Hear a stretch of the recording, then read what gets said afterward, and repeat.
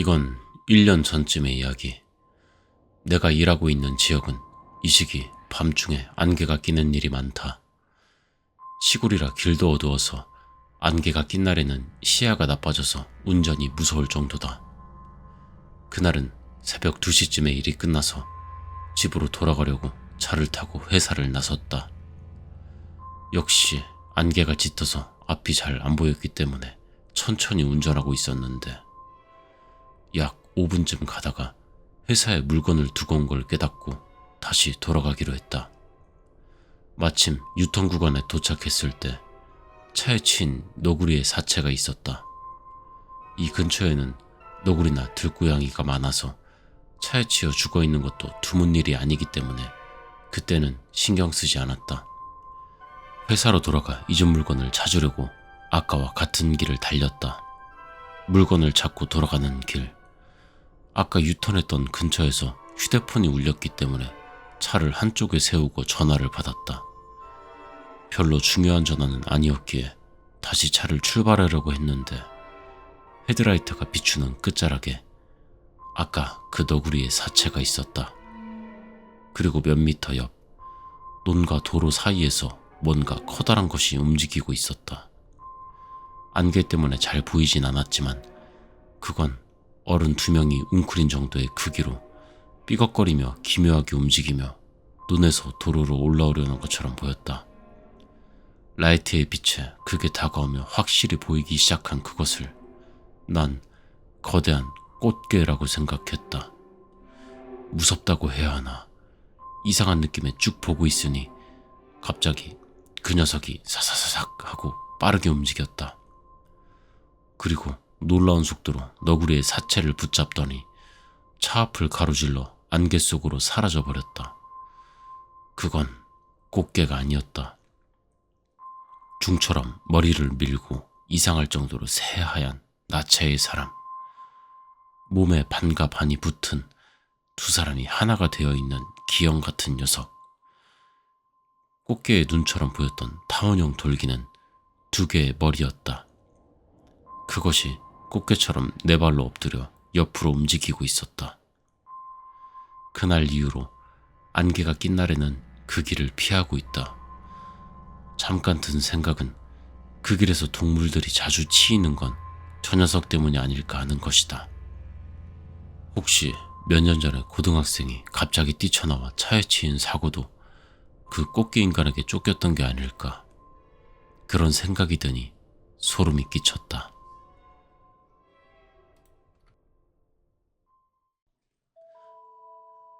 대학교 진학도 결정된 고등학교 졸업을 앞둔 어느 날, 집에서 벽에 가볍게 오른쪽 어깨를 부딪혔을 뿐인데 격렬한 통증이 밀려왔다.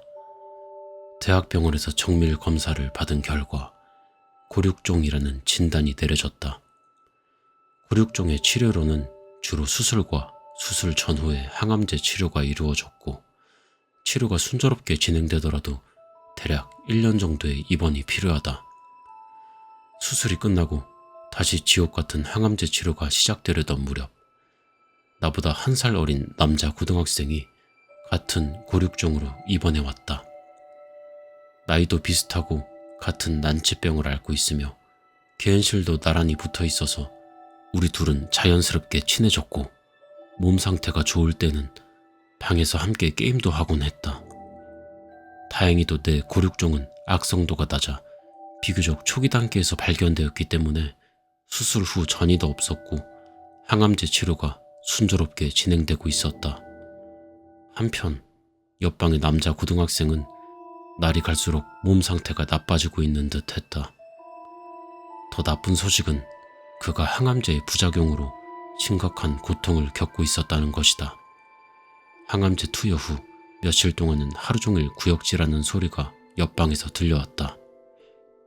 몇 달 후, 앞으로 1달 정도 있으면 퇴원할 수 있다는 단계에 도달한 어느 밤, 평소처럼 옆방에서 구역질 소리가 들려왔다. 이미 몇 주 동안 옆방의 그와 대화를 나누지 못하고 있었다. 그러다 갑자기 평소의 구토 소리와는 다른 격렬한 구토 소리가 들려왔다. 그 이후로 옆방에서는 소리가 들리지 않게 되었다. 불길한 예감이 들었지만 그날 밤은 그대로 잠들었다. 문득 방 밖의 소란스러움에 눈을 떴다. 시계를 보니 새벽 1시 45분이었다.